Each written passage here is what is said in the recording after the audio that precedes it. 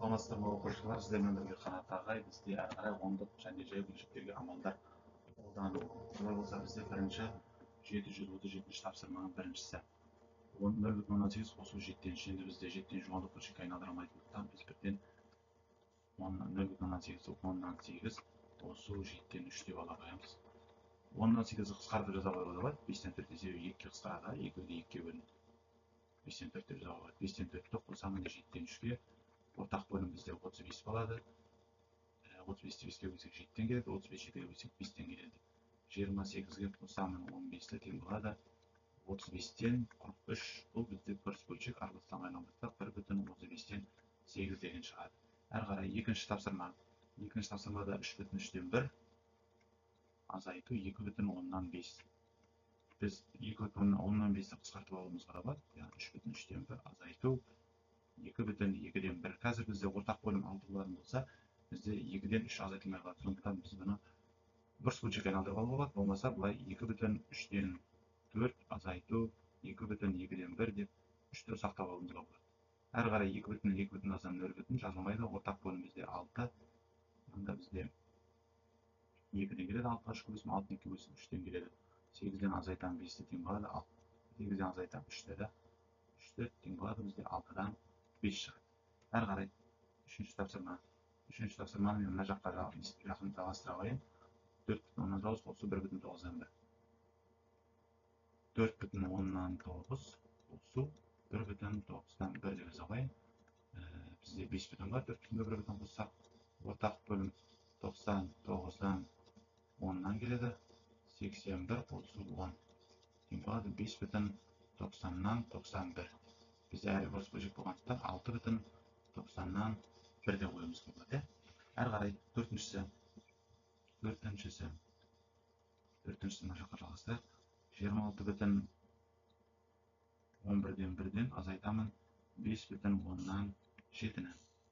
Қазір бізде ортақ бөлімге келтіргеннен кейін бізде бірінші бөлшектің алуына екінші бөлшектің алуына азайтылмаған. Сондықтан біз бұны 26-ны 25,11-ден 12 қылып жібереміз. Азайту 5,10-нан 7 деп ала береміз. Әрі қарай 25-тен 5 алсам 20. Ортақ бөлім 11 мен орнынан ортақ бөлім бізде 110 болады. 10-нан келеді, 11-ден келеді. 120-дан азайтамын 77-ні. Тең болады бізде 20,110-нан 120-дан 77 азайтсам бізде 43 болады. Әрі қарай бесіншісі 40,10-нан 8 деп бірден араластан алайық. Қосу 15,3-ден 2. 10-нан 8-ді біз 40,5-ден 4 дейміз. Қосамын 15,3-ден 2. 40-қа 15-ті қоссақ бізде уже 55 болады. 3 мен 5-тің ортақ бөлімі бізде 15. 3-тен келеді, 5-тен келеді. 12 қосу 10 тең болады. 55,15-ден 22. Әрі қарай бізде бұл бірс бөлшек болғандықтан 56,15-ден 7 деп ала қоямыз. Алтыншы есепте астына айтсақ 18,13-ден 1 азайту 9,10-нан 5. Тең болады 18,13-ден 1 азайту қысқартсақ 9,2-ден 1 болады. Қазір алымдар азайтылмағандықтан 17,13-ден 14 азайту 9,2-ден 1 деп аламыз. 17-ден 9 алсақ бізде 8 қалады. Ортақ бөлім 26. 2-ден келеді, 13-тен келеді. 28, 14-ке көбейтсек, 13-ке көбейтсек 13-тен болады. 8,26-дан 15 шығады екен. Әрі қарай келесі тапсырма. Бізде 738-ші есеп. 738-де мына жай бөлшектер мен ондық бөлшектерді көбейтеміз екен. Бірінші 4,9-дан 1-ді мен бірден бірс бөлшекке айналдырамын. 9-дан 9-ға 4 көбейтіп 36 бір қоссам, менде 37. 9-дан 37 көбейту 0,9, 10-нан 9 деп аламын. Бізде бұл жерде 9 бен 9 қысқарады, 9-ға бөлініп 1 қалады. 10-ға 1 көбейтсем 10, 37-ге 1 көбейтсем 37. Біз оны 3,10-нан 7 деп араластан айналдырамыз. Болмаса ондық бөлшекпен де жазып кете аламыз. Екі жауапты қалдырады. Әрі қарай екіншісі 27,10-нан 2-ні мен 27,10-нан 2 деп жазып алайын. Көбейту 17-тен 2 бұрыш бөлшекке айналдыруға болады, болмаса қысқартып алып бұрыш бөлшекке айналдыруға болады. Мен бірден бұрыш бөлшекке айналдырамын, 10-нан 272 болады, көбейтемін 17-тен 2-ні. 272 мен 17 бізде қысқарады. 17-ге 1 қалады. 272-ні 17-ге бөлсем, 16 қалады. 10 мен 2 қысқарады, 1 қалады. 5 қалады. Сонда бізде 5-тен 16 қалады. Ол дегеніміз 3,5-тен 1. Оны біз 3,10-нан 2 деп 10 бөлшекке айналдырып алуымызға да болады екен. Үшіншісін жалғастыра қояйын мына жерге. 2,3-тен 1-ді 3-тен 7 деп алайын, көбейтіп 1,10-нан 2. Болмаса 3-тен 7 көбейтемін 10-нан 12 деп араластан айналдырып аламын, қысқартамын. 12 мен 3 қысқарады, 4 қалады, 1 қалады. Әрі қарай 1-ге 3 көбейтемін. 1-ге 10 көбейтемін 10, 7-ге 4 көбейтсем 28. Біз бұны 2,10-нан 8 деп аламыз. Болмаса мына жерден қысқартып жіберуге, 10-нан 28 2-ге қысқартып 5-тен 14 деп алып, бұны 2,5-тен 4 болмаса 2,10-нан 8 деп 10 бөлшекпен жазып кетуге болады екен. Әрі қарай төртіншісі 10-нан 6. Бізде мынау кер санына көбейтеміз, бөлшекті. 9-дан 25. 10 мен 25-ге қысқарады, 5 қалады, 2 қалады. 9 мен 6 3-ге қысқарады, 2 қалады, 3 қалады. Сонда бізде 6-дан 10 қалады. Бұл бөлшек бізде қысқаратын бөлшектер. 2-ге қысқартсақ 3-тен 5. Бұл дегеніміз 1,3-тен 2 шығады екен. Әрі қарай 5-ші есеп. 21-ден 8 бөлемін 10-нан 5. Енді болады 10-нан 5 қысқартуға болады, болмаса 1-ден жазуға да болады. 5-тен 10 деп. 5-тен 10 деп жазуға болады. Бұл жерде бізде былай қысқарта қоямыз, бұнда 1, бұнда 2 қалады. Қалған бөлшек қысқармайды. 8-ге 2 көбейтемін 16, 21-ге көбейтсем 21-ден 16 деп жазып кетуге болады.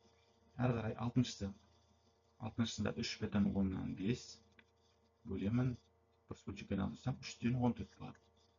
10-нан 35 деп бұрыш бөлшекке айналдырамын, көбейтемін 14-тен 3 болады. Қарасақ бізде 35 пен 14 7-ге қысқарады, 2 қалады, 5 қалады. 20-дан 15 шығады. Әрі қарай қысқартатын болсақ 4-тен 3 шығады екен. Келесі тапсырма бізде 739 тапсырма. Бұл жерде бізде өрнекті мәнін табыңдар деп, біз өрнекті мәнін табу үшін амалдар орындаймыз. Бірінші есептің бірінші амалы. Бірінші есептің бірінші амалы бізде көбейту амалы, Мен бірден бұрыш бөлшекке айналдырамын. 5-тен 9 көбейтемін 3-тен 4 деп. Қысқарады, 1 қалады, 3 қалады. Болады 5-тен 12. Біз бұны 12-ні 5-ке бөлсек, араластармен 2,5-тен 2 болмаса 2,10-нан 4 деп аламыз. Оның екінші амалы 11,9-дан 2,10-нан 4-ті азайтатын болсақ, бізде 9,10-нан 5 шығады екен. Әрі қарай екінші есептің бірінші амалы бізде бөлу. Бірден бұрыш бөлшекке айналдырылған, 2-ден 16-ға 2 бөлсем 32, 33 болады. Көбейтемін, мына 1-ден 11-ға бөлу. Көбейтемін, 11-ден 1 болады. 33 пен 11 қысқарады, 3 қалады, 1 қалады. Бұл бізде 2-ден 3 шығады. 2-ден 3 болмаса, бізде 1,2-ден 1 деп ала қоямыз. Әрі қарай 1,2-ден 1-ге екінші амалда. 1,2-ден 1-ге көбейтемін, қосамын 9,6-дан 1-ді. 1-ге 9 қосам 10 болады. Ортақ бөлім бізде 6. 6-2 көзім 3-тен, мұнда 1-ден келеді. 3-ге 1 қосамын, тең болады 10,6-дан 4. Ол дегеніміз 10,3-тен 2 деп арқара қысартып кетуге болады екен. Әрі қарай үшіншісінде бізде бірінші жақшаның іші 83,10-нан 2 азайтамын 80,6-дан 1 тең болады. Қазір біз ортақ бөлімге келтіретін болсақ, ортақ бөлім бізде 30 болады. 83-ден 80 азайтам 3 бүтін, ортақ бөлім 30, 3-тен келеді, 5-тен келеді. Әрі қарай бізде 6-тан 5-ті азайтам 3,30-дан 1 шығады. Келесі екінші амал, үшінші есептің екінші амал бізде көбейту. 3,30-дан 1-ді көбейтемін 13-тен 3-ге. Тең болады 30-дан 91 көбейтемін 13-тен 3. Қысқартамын, 30 пен 3 қысқарады, 1 қалады, 10 қалады, 3-ге бөлсем. 13 пен 91 қысқарады, 13-ге бөлсем 7 қалады, 1 қалады. Тең болады 10-нан 7 болмаса 0,10-нан 7 деп кете аламыз екен. Төртінші, бірінші амалы 100-ден 28 қосамын 1/3-1. Қысқартып алуға 100-бен 28 4-ке қысқарады 25-тен 7. 25-тен 7 деп қысқартып алатын болсақ, 25-тен 7-ге қосамыз 1/3-1 тең болады 1 бар. Ортақ бөлім 75. 75-ке 25-ті бөлсем 3-тен 25-тен келеді. 21 қосу 25 тең болады 1/75-тен 46. Әрі қарай екінші амал. Осы 1/75-тен 46-ға 1/75-тен 46-ға бөлемін 30-дан 11-ді. Тең болады 75-тен 121 көбейтемін 11-ден 30-ды. 1 қалады, 11 қалады. 15-ге қысқартсақ 2 қалады, 5 қалады. Сонда бізде 5-ке 1 көбейтсек 5, 11-ге көбейтсек 22. Тең болады 4/5-тен 2.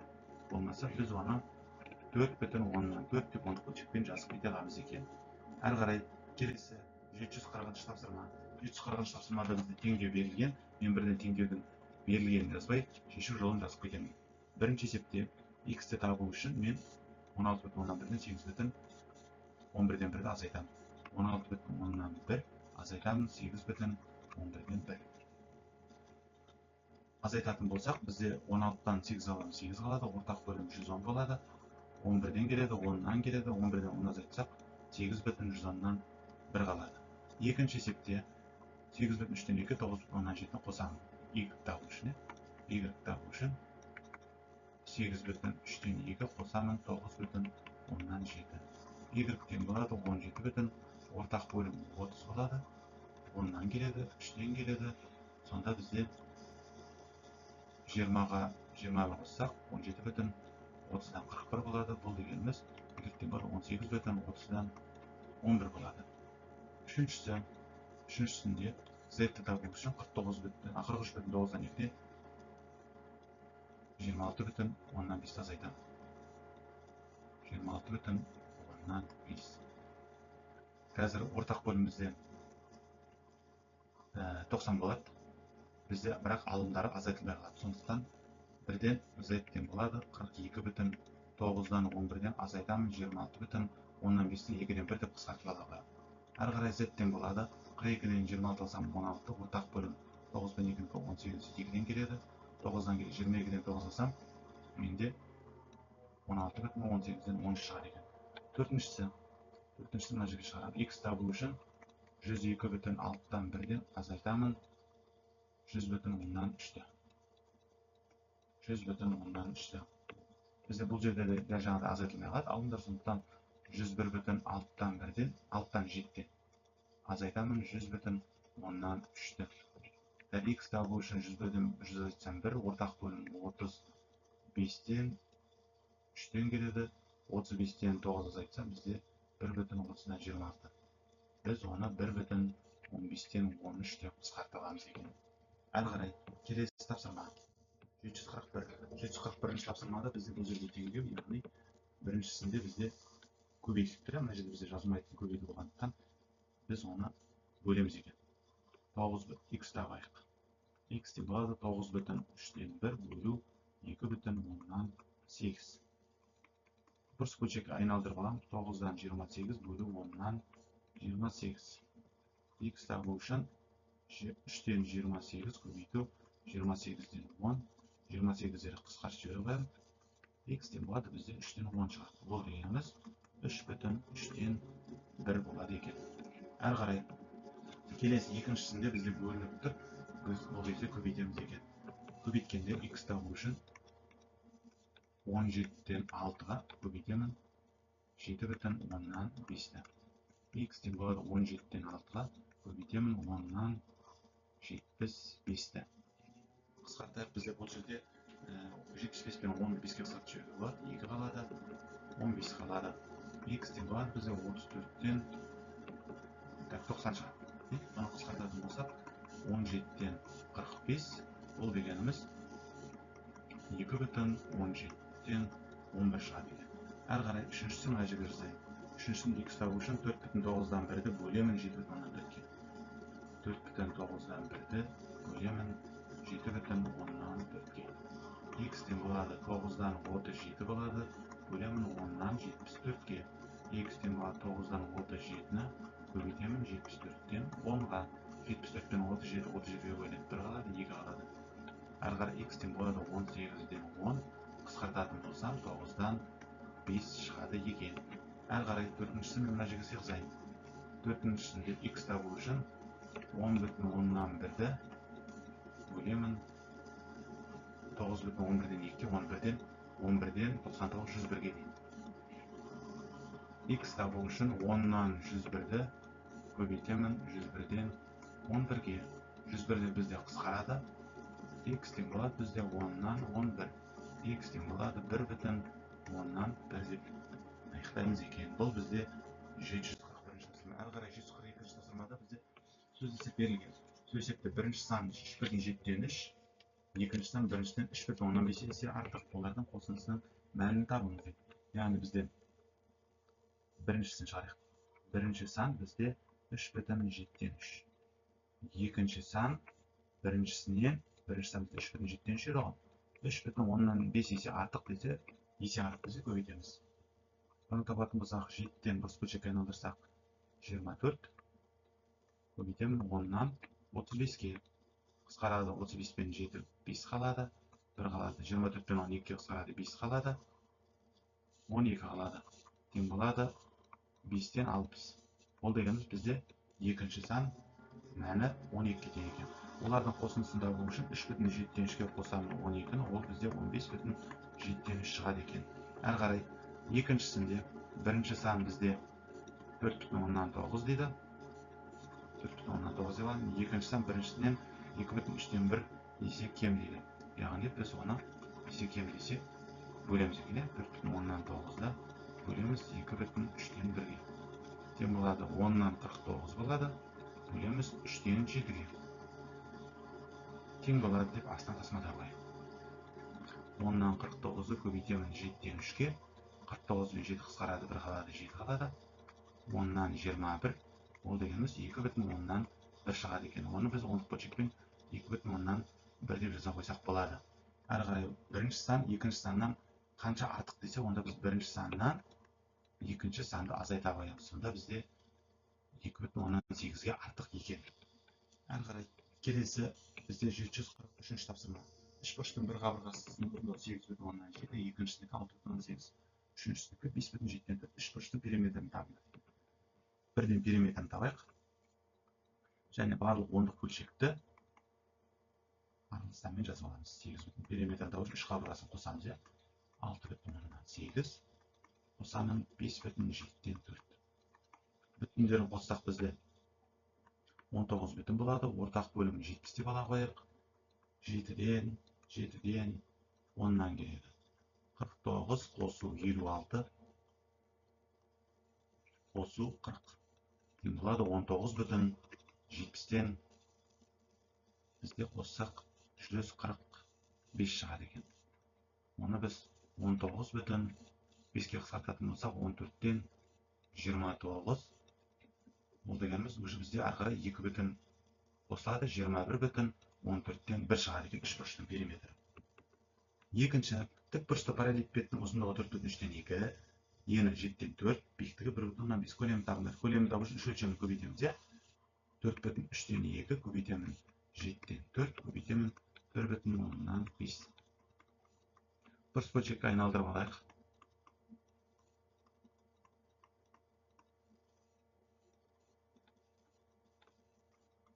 Қысқартамыз. 10 мен 4 2 қысқартып қойғанда 2 қалады, 5 қалады. Сонда бізде бөлімінде 5, алымында 20. 20-ны 5-ге бөлсек бізде 4 сантиметр куб шығады екен. Әрі қарай келесі 744. 744-те бізде өрнекті мән берілген. Мән табыңыздар. Бізде бұл жерде өрнекті мән табу үшін аның орнына берілген аның мәнін, бұның орнына бұның мәнін қойып есептің мәнін табамыз екен. Қарайық, біріншісінде бізде 0,175-ті мен бірден бөлшекпен жазып аламын. 175 деп. Аның мәнін көбейту бар 11,3-ден 1. Азайту бұның мәні 8,10-нан 9. Бөлемін 8,11-ден 1-ді мен 11-ден 89 деп алып аламын. Әрі қарай бізде 100-75-ті қысқартсақ 4-тен 3 болады, 25-ке қысқарады. Көбейтемін 3-тен 33, 34-ке. Әр қарай азайтамын. 10-нан 89-ды көбейтемін, кері санына 89-дан 11-ге 89-ды қысқарады. Бұл жерде 3 пен 3 қысқарады, мына жерде 17-ға текке қысқартсақ 2 қалады екен. Сонда бізде шығады 2-ден 17 азайтамын 10-нан 11-ді. Бізде бұл жерде ортақ бөлім 10,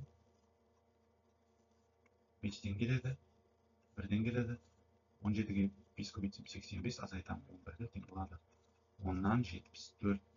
Ол дегеніміз 7,10-нан 4 болмаса, біз оны 7,10-нан 4 деп келеміз екен. Әр қарай екіншісіне 1-ден бұрыс бөлшекпен жазайын, 6-тан 91 болады. 15-ге 6 көбейтсем, оны бөлемін 18,10-нан 2-ге. Әр қарай қосамын 100-ден 13-ті көбейтемін, y-ті мәні 13-ден 92-ге. Әр қарай мына жерде қысқартып алайық 1-ден. 1 қалады, 92 мен 100-ді қысқартсақ 23 қалады, 25 қалады. Бірінші бөлшегін жазылайық, 6-тан 91 бөлу 10-нан 182 азайту 25-тен 23. Бірінші бөлшегімізді көбейтіп айналдырып алайық. 182-ден 10 қысқарады, 2 қалады, 1 қалады, 3 қалады, 5 қалады. Азайтамын 25-тен 23 жазып қоямын. Сонда бізде 6-тан 5 азайтамын 25-тен 23. Ортақ бөлім бізде 150 болады. 25, 6. Сонда 125-тен 23-ге 6 көбейтсем 138-ді бізде мына жерде белгіні қосып екен ғой. Қосып жүрейін. 125 пен 138-ді қоссам, менде 260 шығады. Ол дегеніміз 1,150-ден 113 шығар екен. Әр қарай үшіншісі. n-нің орнына 97,10-нан 8 бөлемін 23-ге 21-ді көбейтіп 6-ны қосам. Сонда бізде шығады 423-ден 489. Азайтамын 47-ден 1-ге көбейтемін. 1-ден бұрыс бөлшекке айналдыратын болсам 3-ден 94. Қысқарып кетеді мына жерде. Тең болады бұрыс бөлшекке айналдырсам 10-нан 978 көбейтемін 489-дан 23-ге. Біз әр қарай қысқарады.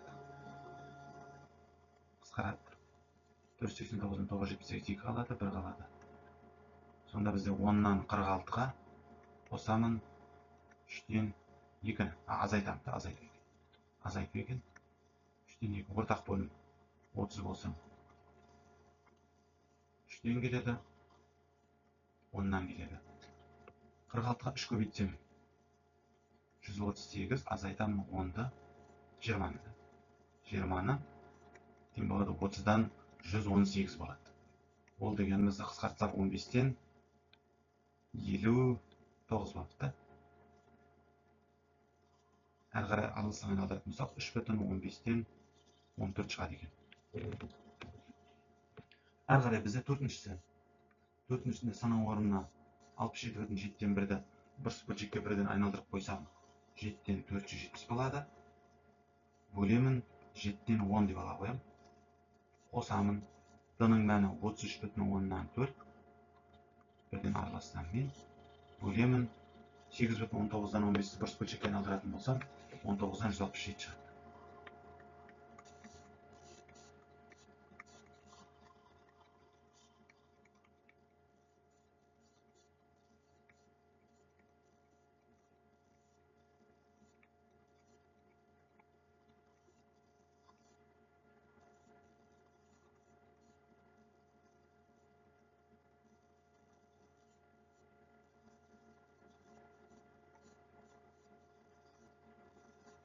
Тең болады.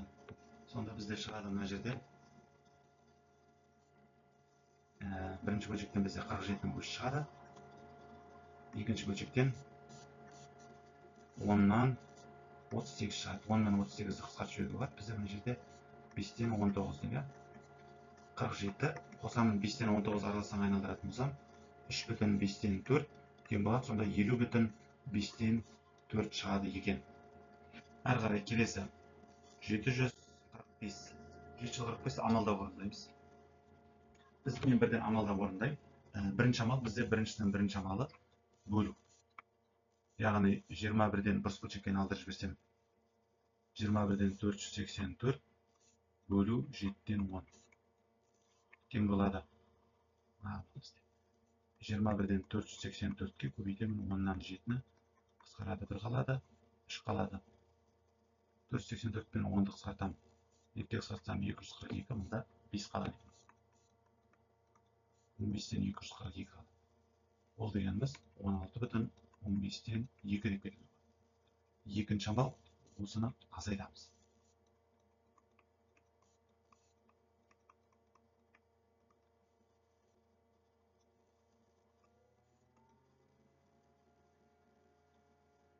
Алымдар азайтылмай қалатындықтан 15,15-тен 17 азайтамын. 5,5 10 бүтін болады. Ортақ бөлім 32-ден 3-тен келеді. 34-тен 15 алсам 10,30-дан 19 шығады. Әрі қарай осы 10,30-дан 19-ды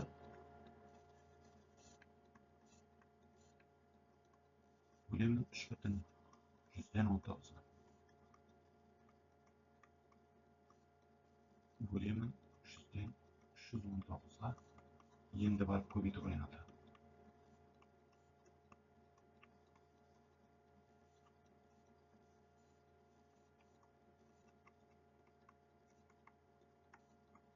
Үштен бір шығады. Үшінші амалда.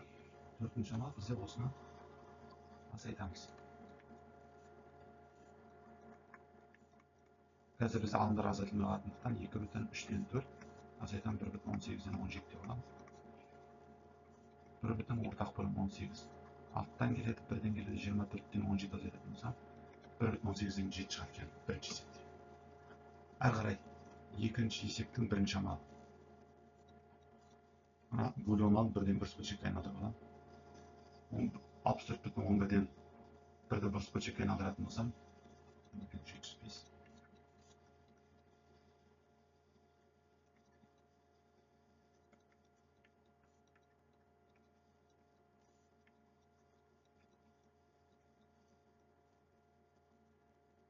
705 пен 25-ге қысқартсам 10 қалады.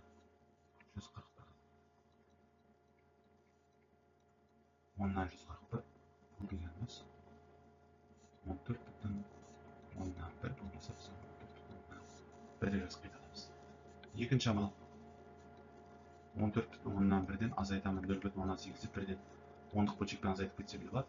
13,10-нан 3 болады. Әрі қарай жақшадан бізде 13,10-нан 3 шығатын болса 13,10-нан 3-ті бөлемін 9,10-нан 5-ге. Бізде шығады, одан 1,10-нан 4 шығады. Төртінші амал 1,10-нан 4-ке қосамын 108,10-нан 2-ні тең болады 109,10-нан 6 шығады екен. Әрі қарай келесі 746-шы есеп.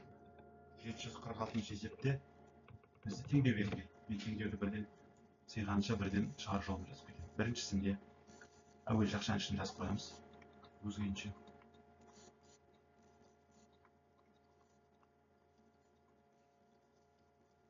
Екі бүтін 7-ден 4-ті бөлемін 7,10-нан 5-ге. Жақшаның ішін әлде жазып қоямын.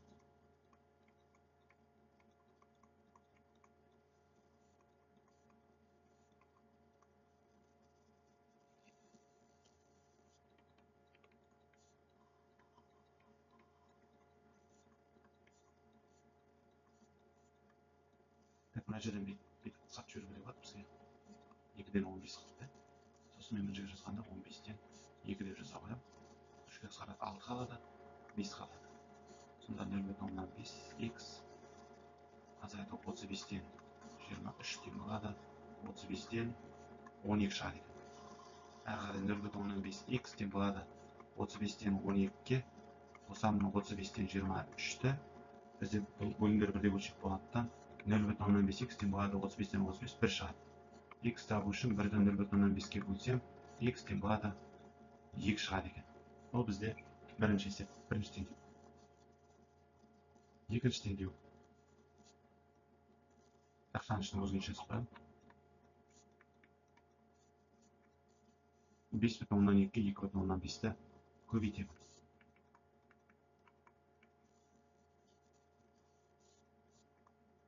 Бірден бұрыс бөлшек айналдырып қояйын, қазір бізге бұрыс бөлшек ретінде керек бұл бөлшек. Көбейтетін болсақ, бізде 13 шығар екен. 13-ге 2-ден 1-ді қосамын, ол бізде 13,2-ден 1 шығады.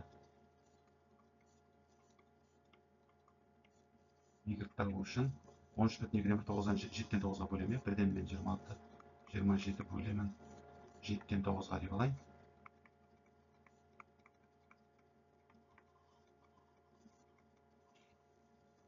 Bir шығады, Y-ден болады 2-ден 21, ол дегеніміз 10,2-ден 1 жазып кетеді.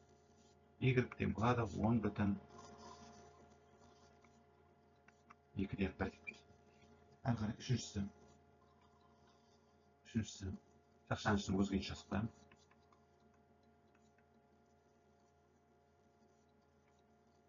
36-тан 25-ге бөлемін 100-ден 45-ті.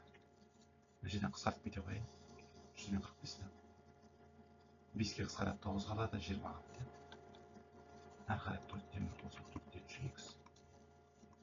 36-тан 25 көбейту 9-дан 20.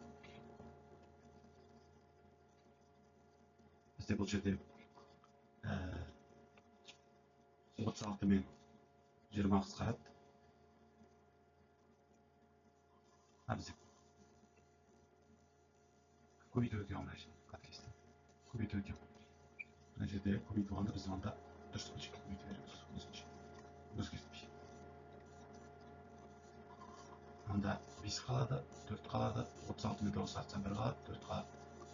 4-ден 1 қосу 4-ден 3 x-тен болады 16-тан 5 шығады.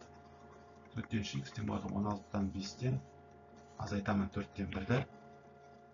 Тең болады бізде бұдан ортақ бөлім 16 болса 4-ден 3 x-тен болады 16-тан 1 шығады.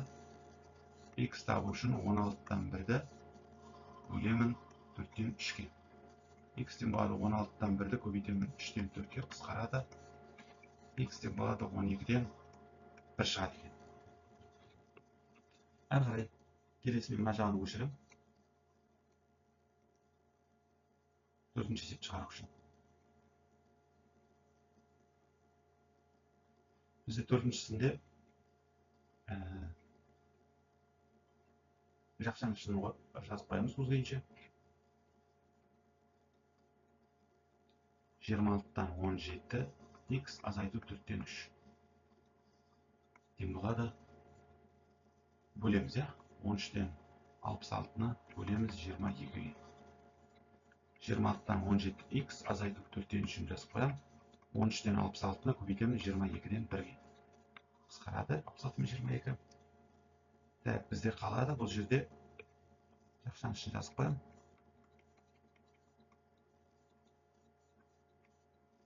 13-ден 3 шығады. Әрі қарай осы 13-ден 3-ге 4-ден 3-ті қосам.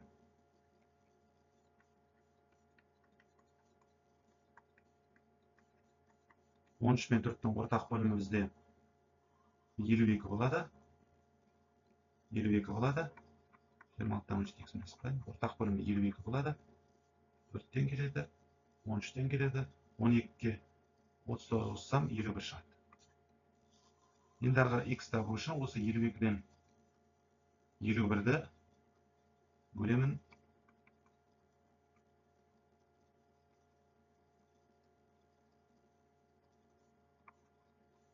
26-тан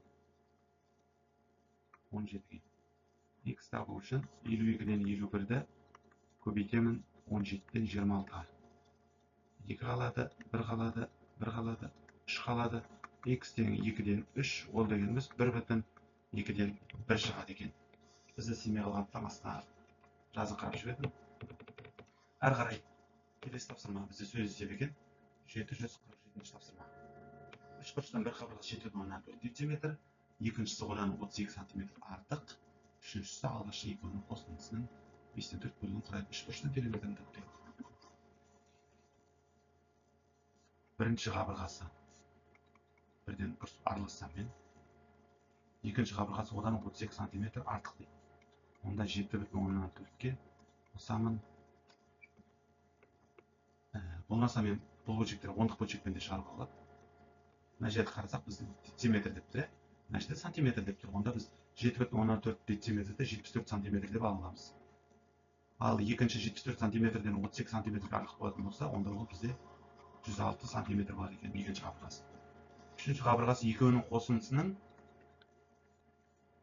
яғни бірінші қабырғасы мен екінші қабырғасының қосындысының 5-тен 4 бөлігін құрайды екен. Сонда 74-ке 106-ты қоссам 180, оны 5-тен 4-ке көбейтсем, үшінші қабырғасы сонда оның 144 екен.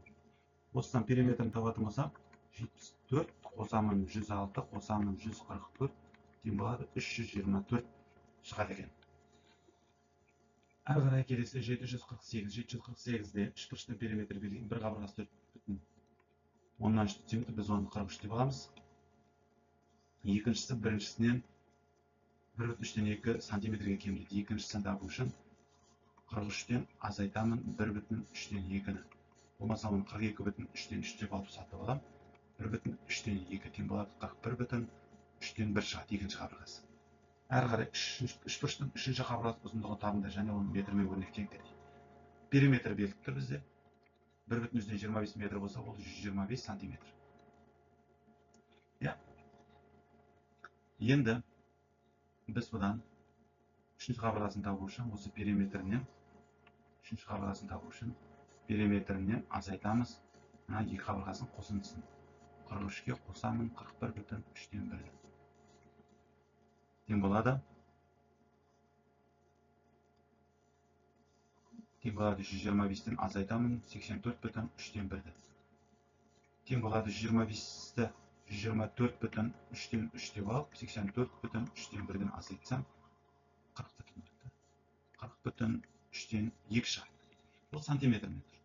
Енді метрге айналдыратын болсақ, біз оны 100-ге бөліп жібере қоямыз. Себебі 1 метрде 100 сантиметр. Метрмен жазатын болсақ, 1-ден 3-тен 122 деп бұрыс бөлшекке айналдырып алайық. 3-тен 122 көбейтемін 100-ден 1-ге қысқарады. 261 50, 150-ден 61 метр болады екен. Әрі қарай келесі бізде 749. 749-да сырлаушыға 10,12 кг жасыл, жасылдан 4,1 кг артық қызыл, сыр, жасыл мен қызылды бірге есептеген одан 1,2 кг кем сары сыр қажет болды. Сырлаушы қанша сыр жұмсайды? Қызылдыққа деп қойайын. 10,5-тен бірден жазып кетейін килограмм. Жасыл одан 4,3-1 артық дейді. Онда 10,5-тен 1-ге қосамын 4,3-1-ді. 14,0 ортақ бөлім 15. 3-тен келеді, 5-тен келеді, 14,15-8 қызыл керек екен. Сары. Сарын табу үшін екеуін бірге есептегенде одан 1,3-2 килограмға кем дейді. Яғни 10,5-тен 1-ге қосамын 14,15-8-ді. Кем десе 1,3-2 азайтады. Тең болады. Жақшаншыны орындасақ 24,0 ортақ бөлім 15. 3-тен келеді, 1-ден келеді. 24,15-тен 11 азайтамын 1,3-2. Тең болады. 23,0 ортақ бөлім 15. 5-тен келеді, 1-ден келеді. 23,15-тен 1 сары сыр шығады. Сары сыр керек болады. Барлығы сырлаушы қанша сыр жұмсайды десе, үшеуін қосамыз. 10,5-тен 1, 14,15-тен 8, қосамын 23,15-тен 1-ді. Тең болады. 24,47 ортақ бөлім 15. 11,12 шығады. Тең болады 47,3-ге қысқартатын болсақ 5-тен 4 шығады екен. Килограмм сыр қажет болады. Так. Бізде 750 тапсырмада қоймаға бірінші күні ат, тонна картоп, екінші күні бірінші күнге қарағанда 8,73 тонна картоп артық, үшінші күні екінші күнге әкелген картоптың жартысына тең картоп әкелінді.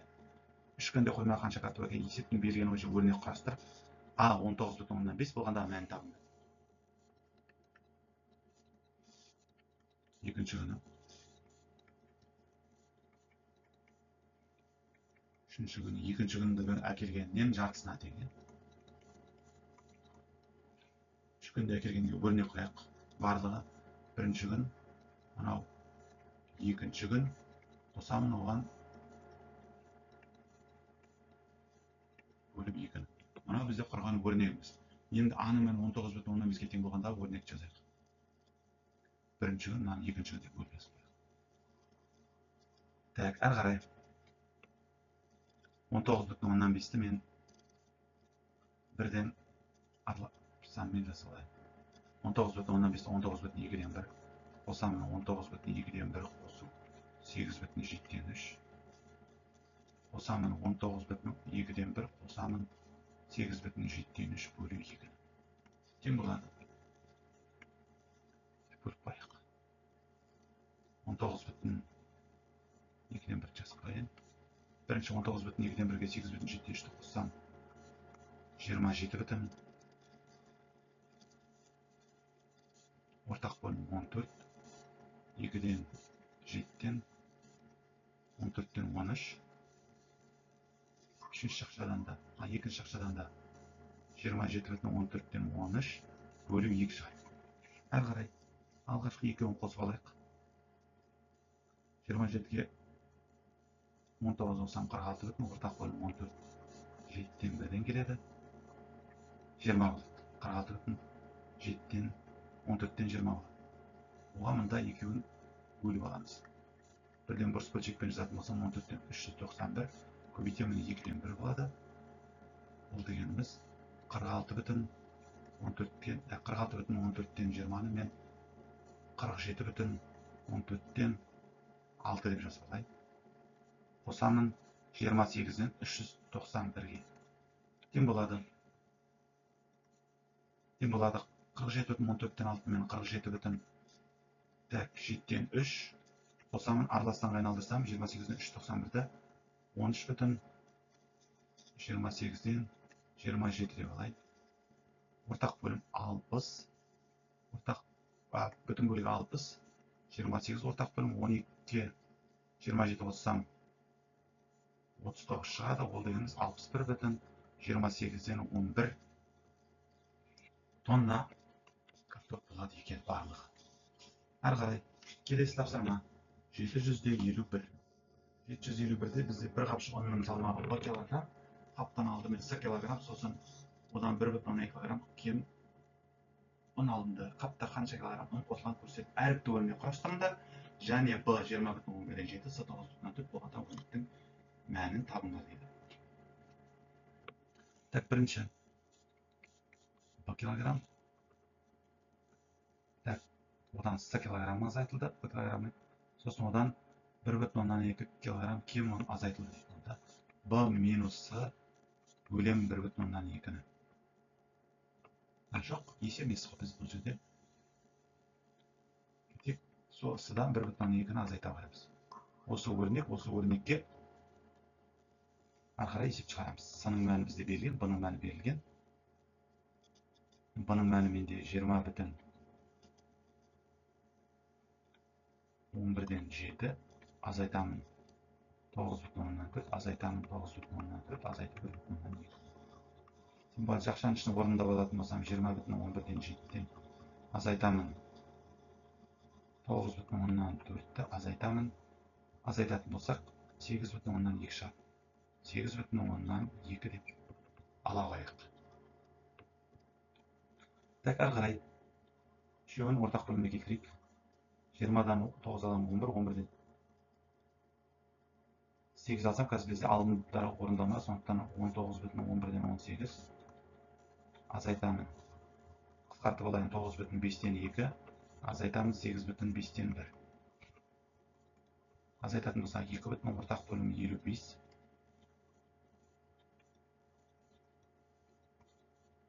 Так, 5-ке 18 көбейтсем 90, одан 22 азайтам. Одан азайтам 11-ді. Тең болады. 2,25-тен 27 болады. Ол бізде 3,25-тен 2 шығады екен. Жауап 3,25-тен 2 қант қалады екен. 10 қалады. Так, 152-ші тапсырмада бізде А-ның мәні берілген, Б-ның мәні берілген. Мына жерде бізде С-ның Б-ның мәні берілмеген, С-ның мәні берілген. Б-ның мәні берілмегендіктен есеп бізде берілгенде қателік кеткен. Әрі қарай келесі 753-ші тапсырма.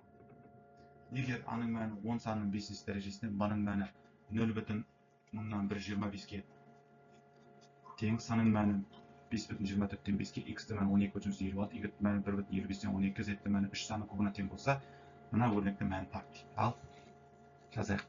10-ның 5 дәрежесі дегеніміз ол бізде 100 мың көбейтемін. Оған B-ның мәні 0,125. Оны бөлемін. С-ның мәні 5,24-тен 5-ті мен бірден бұрыс бөлшекке айналдырып 24-тен 125 деп болады. Әрі қарай оған азайтам. X-ті мәні 12,156 бөлемін. Y-ті мәні бірден бұрыс бөлшекке айналдыратын болсам 55-тен 62 болады.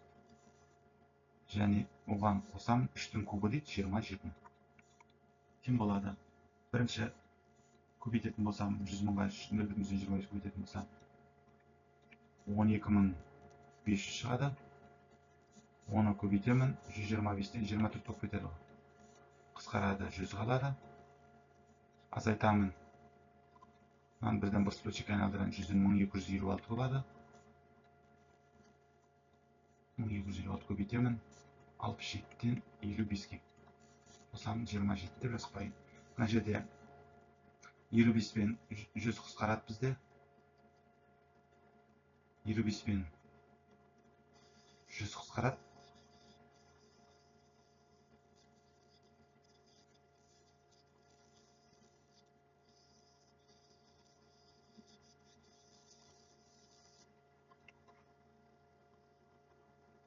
Мен бірінші санды кішірейту үшін 100 бен 1256 қысқартып алайық, кішірейтіп алайық. Менде сан үлкейіп кетті. 100 бен 4-ке қысқарады. Мында 1256 4-ке бөлінсем 314 шығады.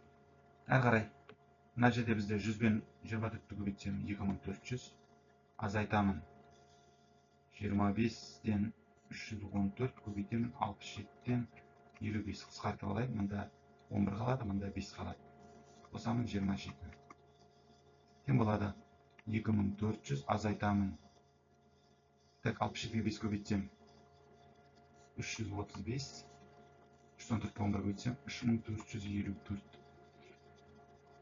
Қосамын 27-ге. Тең болады 2400-ді мен 2399,335-тен 335 деп алайын. Азайтайын. Одан мына аралас санға айналдырып жіберетін болсам, менде ол 10,335-тен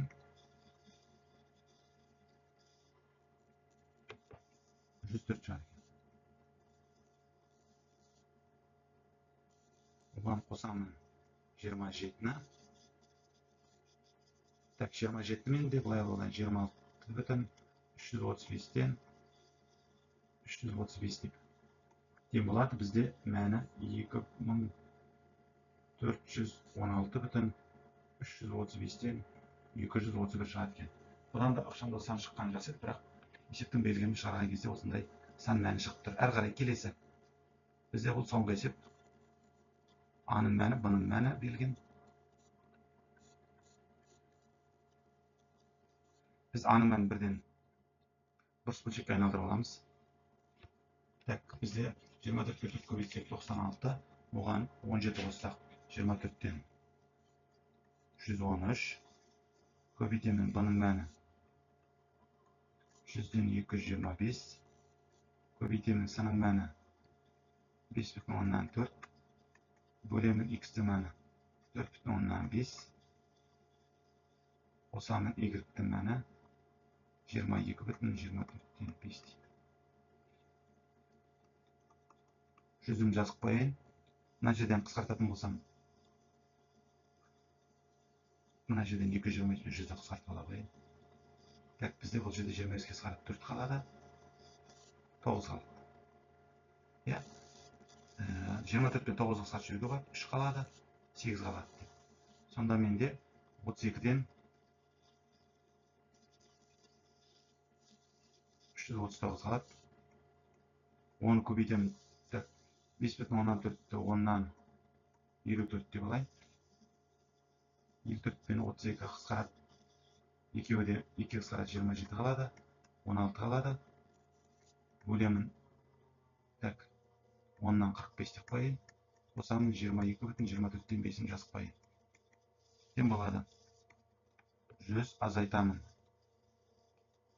160-тан 9153. 339-ға 27-ні көбейтсем 10 көбейтемін. 45-тен 10-ға қысқарады. Мында 1 қалады, мында 16 қалады. Так, оған қосамын 22,24-тен 5-ті. 100-ін жазып қоям. Азайтамын. 45-пен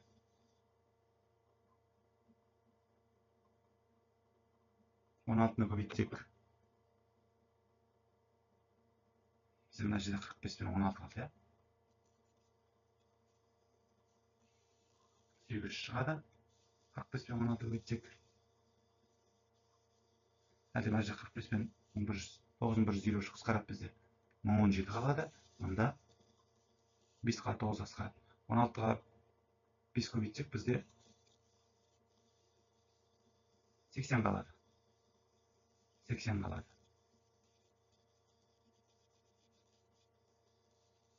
Бізде мына жерде ең басында мына жерде қате кеткен екен. 40 болу керек екен. 10 болады. 40 болады. Сонда бізде мына жерде 40 болған кезде 320 болады. Мына жерде 160 болады. 10-ға көбейтсек 1600 болады. Мынаны 160 бар. 160-ға 5 көбейтсем 800 болады. 800-ден 1017 шығады. Оған қосамын 22,24-тен 5-ті. Тен болады. 100-ден азайтамын.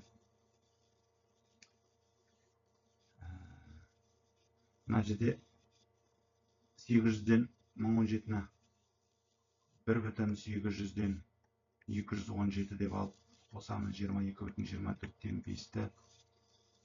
Шығады менде 100 азайту.